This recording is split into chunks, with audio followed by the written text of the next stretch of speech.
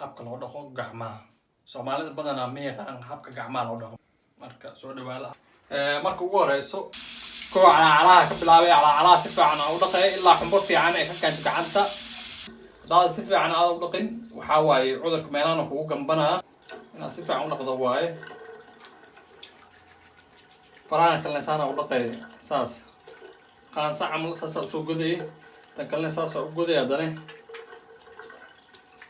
tan mujida tan dul saaraya marka saas isku dhex gelinaya marka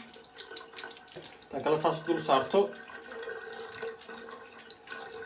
afartan qaybood marka sameeyso ka bacda waxa sameeyna suulka soo haray suulka saas u dhaqaya mujida suulka saas u dhaqaya laba daqiiqo la rabaa inaad gacantaada qaadato jeermis si fiican u disho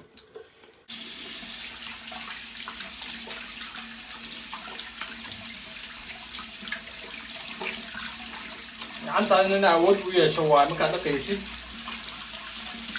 marka hadda waxaan qaadanaynaa tiishka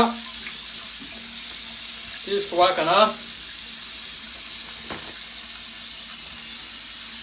saasa iskugu qabsee waa kaasa tiishka waa ujeedaa tubada gacanta ilaa gacanta waa dhaqnay tiishka ku xiraya marka tiishka ku xiraya ujeedaa tiishka ku xiraya marka gacanta waa dhaqnay tiishka ku xirta marka kana qashka ku direynaa hadda gacmahaagu waa nadiif